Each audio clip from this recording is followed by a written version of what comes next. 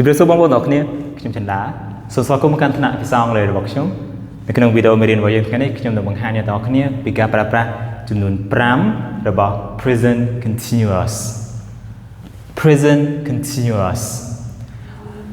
នេះគឺជា form របស់ present continuous នៅក្នុង present continuous គឺមាន to be មាន am is are បូកជាមួយនឹង verb កិរិយាសព្ទ time ing form របស់ present continuous ខាងក្រោមជាការប្រើប្រាស់របស់ present continuous ការប្រើប្រាស់ទី1យើងប្រើ present continuous ដើម្បីនិយាយពីសកម្មភាពដែលកំពុងតែកើតឡើងឥឡូវនេះសកម្មភាពដែលកំពុងតែកើតឡើងនៅខណៈពេលដែលយើងនិយាយ action that are happening now ឧទាហរណ៍ I'm teaching now ខ្ញុំកំពុងតែបង្រៀនឥឡូវនេះ I'm teaching now ខ្ញុំកំពុងតែបង្រៀនឥឡូវនេះ now ឥឡូវនេះឧទាហរណ៍មួយទៀត They're having dinner at the moment They're having dinner at the moment ពួកគេកំពុងតែញ៉ាំអាហារពេលល្ងាចនៅខណៈនេះនៅពេលនេះat the moment វាមានន័យដូចគ្នាជាមួយនឹងពាក្យ now okay They're having dinner at the moment ការប្រើប្រាស់ទី2ឥ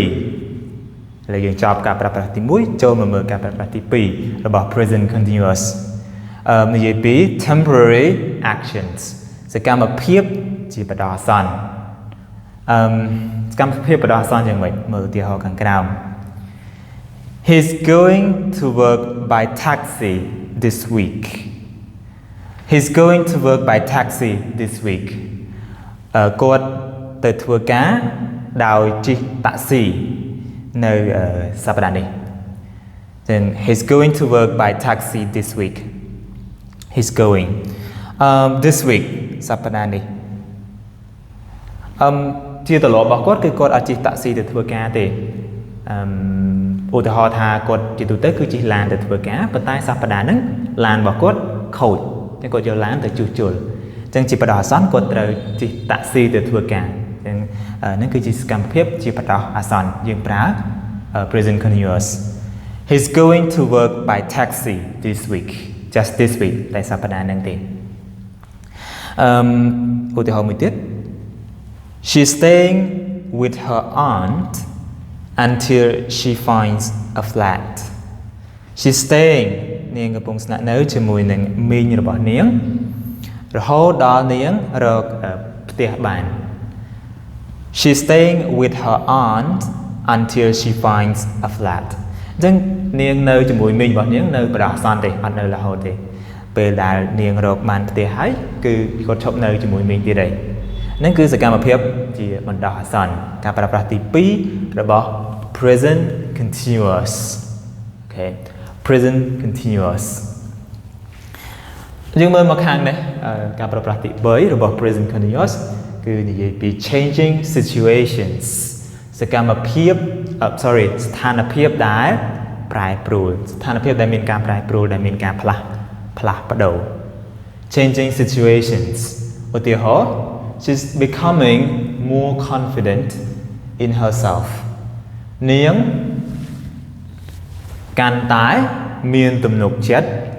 លើខ្លួនរបស់នាងអូខេនាងកាន់តែមានទំនុកចិត្តលើខ្លួនឯង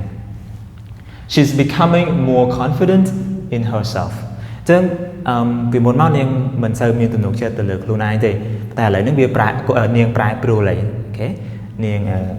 ប្រែប្រួលអូខេនាងកាន់តែមានទំនុកចិត្តទៅលើខ្លួនឯង She's becoming more confident in herself មួយទៀតYour English is getting better Your English is getting better ភាសាអង់គ្លេសរបស់អ្នកកាន់តែប្រសើរឡើងហើយ alright ភាសាអង់គ្លេសរបស់អ្នកកាន់តែល្អហើយអញ្ចឹង changing វាប្រែប្រួលផ្លាស់ប្ដូរអូខេការប្រើប្រាស់ទី3យើងចូលមកការប្រើប្រាស់ទី4និយាយពី annoying habits annoying habits ទម្លាប់ដែលគួរធុញគួរស្អប់ទម្លាប់ដែល nè mà nè có thua từ đại vì chấm đại kháng bịch annoying habits từ lọp lại cùi sọp tuổi thuần ủa thì hó my friend is always complaining my friend is always complaining mất phê bọc chấm ôi tai là hold okay tai ôi tai đại okay so my friend is always complaining có ôi tai là hold là hold okay ការប្រើប្រាស់ទី4ការប្រើប្រាស់ទី5របស់ present continuous និយាយពី future arrangements ទី5នេះគឺនិយាយពីអនាគតយើងអាចប្រើ present continuous ដើម្បីនិយាយពីអនាគត future arrangements អនាគតដែលមានការរៀបចំទុកអនាគតដែលយើងបាន plan ដែលយើងមានគម្រោងយើងរៀបគម្រោងទុកយើង arrange okay ជាមួយនឹង present continuous អនាគតហ្នឹងគឺវាជា fixed plan okay វាជា definite plan ឧទាហរណ៍ we are getting married next month ពួកយើងនឹងរៀបការនៅខែក្រោយ we are getting married next month okay ហ្នឹងគឺ present continuous និយាយពីអនាគត future arrangement 5 uses okay of present continuous ទី1និយាយពីសកម្មភាពaction that are happening now សកម្មភាពដែលកំពុងតែកើតឡើងនៅពេលដែលយើងនិយាយអូខេការប្រើប្រាស់ទី1របស់ present continuous ការប្រើប្រាស់ទី2របស់ present continuous គឺនិយាយពី temporary actions សកម្មភាពជាបណ្ដោះអាសន្នសកម្មភាពដែលកើតឡើងជាបណ្ដោះអាសន្នគេអាចនៅក្នុងសប្តាហ៍ហ្នឹងនៅក្នុងខែហ្នឹងកើតឡើងជាបណ្ដោះអាសន្ន temporary actionsចំណែកទី3និយាយពី changing situations ស្ថានភាពដែលមានការប្រែប្រួលផ្លាស់ប្ដូរ changing situations okay situations ហើយការប្រើប្រាស់ទី4គឺនិយាយពីទម្លាប់ដែលគួរធុញគួរសោក annoying habits ទម្លាប់ដែលកើតឡើងដដែលធ្វើឲ្យយើងអត់ពេញចិត្តអត់ចូលចិត្តវាដដែលពេកអូខេហើយទី5ហ្នឹងគឺនិយាយអំពី future arrangements អនាគតដែលមានការរៀបចំទុកគ្រោងទុកដែលត្រូវបានគេ plan អូខេមុននឹងរឿងនឹងកើតឡើងអញ្ចឹងតើតើនឹងការប្រើប្រាស់ present continuous ទាំង5សង្ឃឹមថាបងប្អូនបានយល់ពីការប្រើប្រាស់នីមួយហើយអរគុណ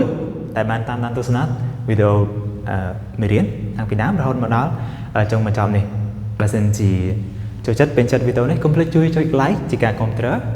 ហើយ comment បើមិនទាន់ subscribe បើមិនទាន់បានចុច subscribe ហើយចុចរូបកណ្ដឹង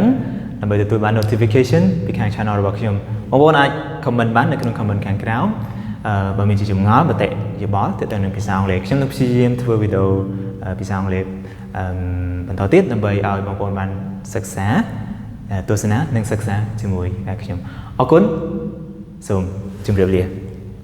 ជួបគ្នានៅវីដេអូមេរៀនជាបន្តទៀត Goodbye